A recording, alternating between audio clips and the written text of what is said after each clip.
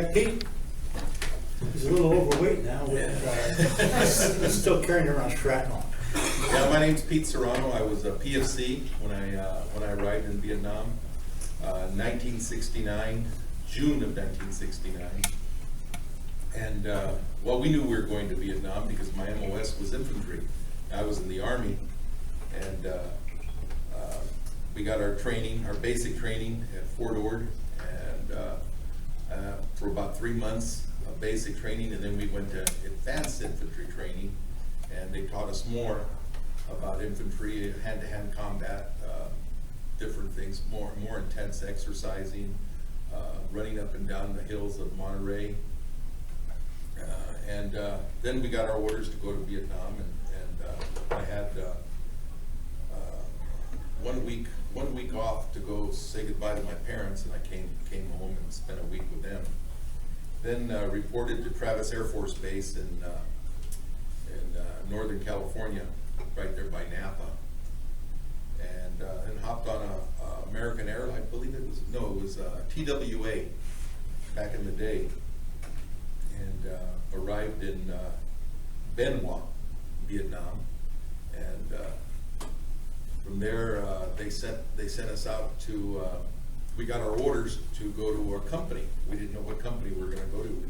We weren't assigned yet.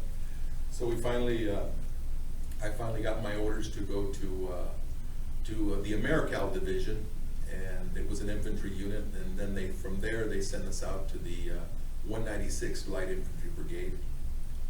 But before I did go, they gave us some more extensive training and jungle training there in Vietnam for about a week. And then from there we went to our company, which our base was in not North Vietnam, but in the I Corps. It was divided into 3 different corps, and we were in I Corps, not too far, about 60 miles south of the DMZ in Da Nang. And I was still a little south of that in our base camp, which was Chu Lai. And we used to fly out of there and then go to our fire support bases. And fire support bases were like what Eddie was saying. We had our own fire support bases for our company. So the 196th had about 3 of them, and they were in the Quezon Valley. They call it the Valley of Death. Our life expectancy there was about 3 months when we were there, and it was pretty bad. We were on the fire support base, and we used to go off the hill maybe about we had 3 companies that were on a fire support base, and there was always a company in the jungle, and we would go on search and destroy. And we'd go into the villages, and that's what we would do. If they didn't have a ID, a government issued ID, we'd burn down their hooches. And I felt kind of bad about that, but it was either their life or our life or their life. So we'd go in there, and sometimes we'd find holes where they would, the Vietnamese, and would bury weapons down in the holes down there, and then we'd find those, and then we'd have to arrest everybody else that was there. And sometimes there was resistance, and we'd have to shoot them, or sometimes they'd come out with a gun and start firing back at us, and then we'd have to kill them. And I remember being there and seeing all of that, and I was only 19 at the time, just like Eddie was when he was there.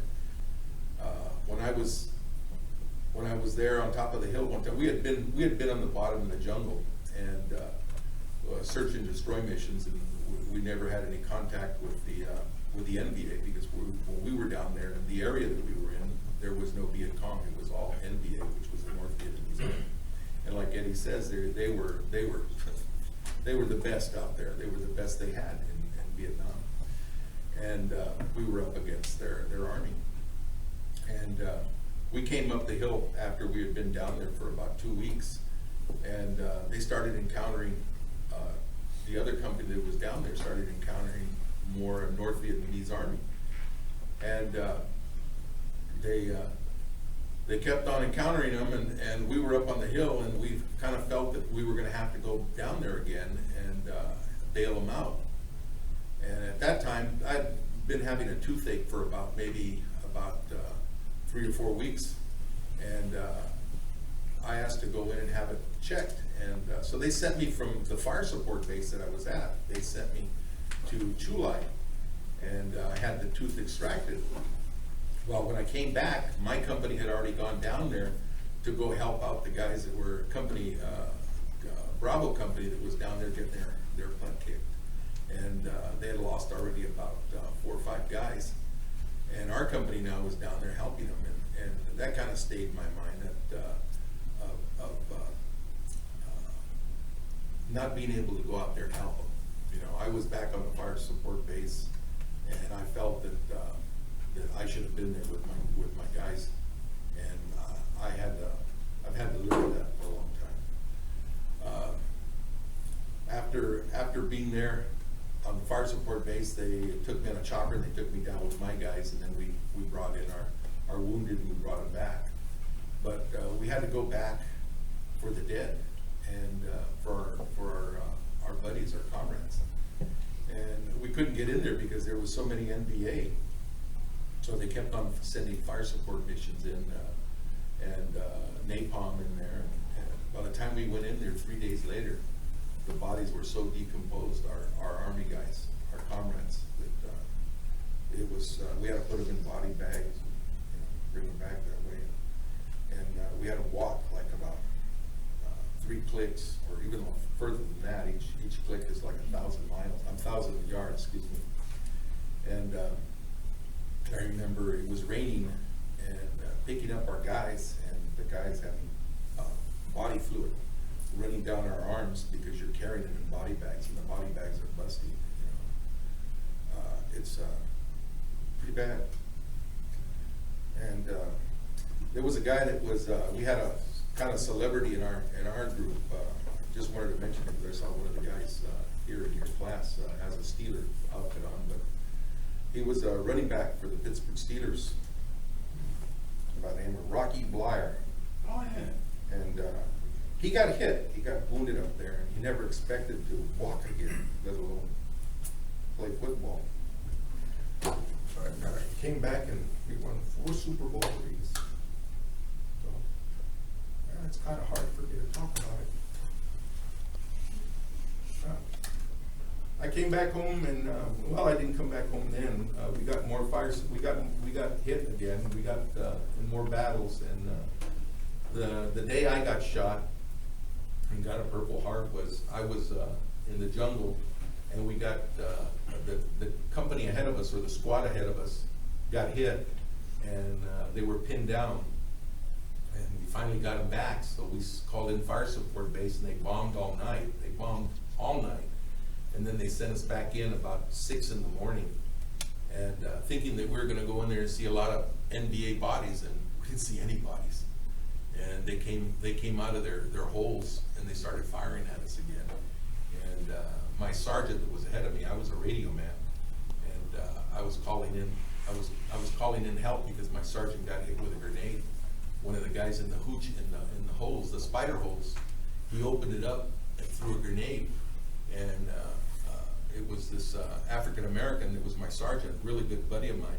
He got hit with a grenade on his side. So as I was pulling him back, I got him by the leg and pulled him back and saved his life. And called in for more help, and they got us both out of there. And while I was pulling him back, that's when I got shot.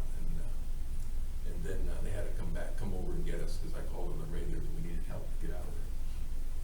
But I got the $1 million wound. I got shot in the buttocks. They hit my radio twice. They hit me, and I had to go. I don't know if you guys saw the movie Forrest Gump, but Yeah. I got the $1 million wound also, right? Never saw any of it. But I remember flying back, because I got the $1 million wound, right? They said, you're going back to the world, and that's what they called it, the world. You know, you were happy to go back to the world, because that was home. And I remember getting on this hospital ship that was an airplane. It was a big jumbo airplane that was converted into a hospital. And I went home like that on my back, and the plane was full with all these wounded veterans. And I was stationed in Fort Ord, and I was in the hospital for a little over a year. I had a colostomy bag, I had a catheter, I had, all these things that went wrong with me. I had 7 major operations, and still, to this day, they still find, I get pieces of metal that come out of my butt, you know. But it was pretty hard back in those days, you know, even coming back, like Eddie says, you know, I don't remember getting spit at, but I did read it in the paper, but I was called a baby killer. I said, you baby killers, you know. And it was pretty bad. We didn't get a welcome home. We just had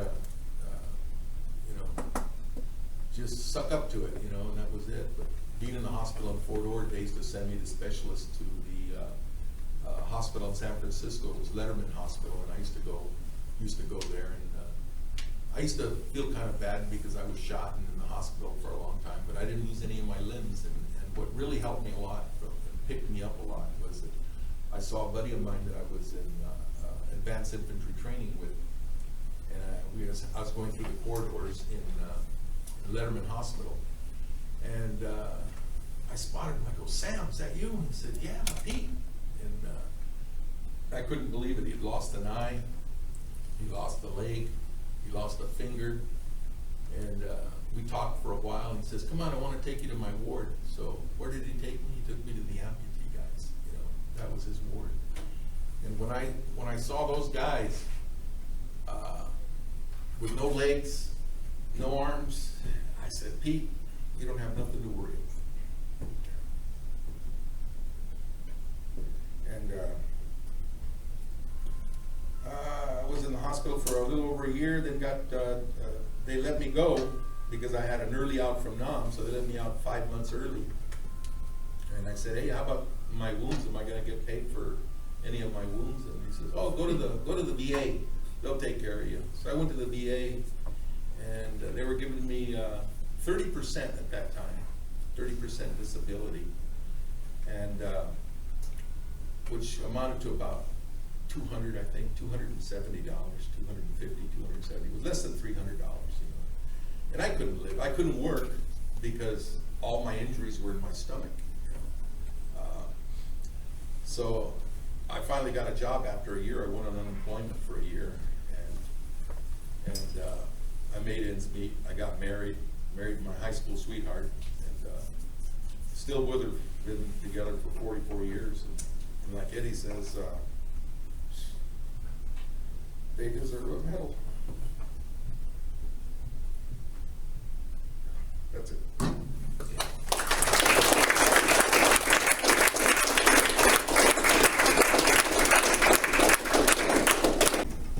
Now, this was my first time, you know, speaking in public like this. I've never been able to do this. Always holding it back, you know, inside. Until one day, last year, my wife said, you know, you need help. You need help or I'm going to leave you. And I got help. Been coming ever since. But, you know, I still need a long ways, long ways.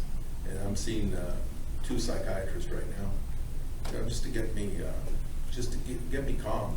That's all. I've also been diagnosed with PTSD. You know, and I just want to keep on getting help. You know, and there's a really good camaraderie there that we have in our group. There's about 15 of us, and they're all Vietnam veterans. It's great. They're all brothers. I was unlucky. Very unlucky. I was there 3 months. I didn't make it to my R&R, and I was pretty sad about that. But we used to have stand downs, and stand down was usually every 3 months. And when I arrived with the company that I was supposed to be with, assigned to, they had just come down from a stand down. And what a stand down is you go to the back where there's no war going on, and you have steaks for 3 days, the whole weekend, Friday, Saturday, and Sunday. So you drink, you smoke pot, and have steaks for dinner for those 3 days, and then you go back to your company. Well, I had just missed the one when I arrived, and I got shot just before the next one, because the next one was that weekend, and I got shot. I don't remember what day I got shot up. You got cheated. I got cheated, so.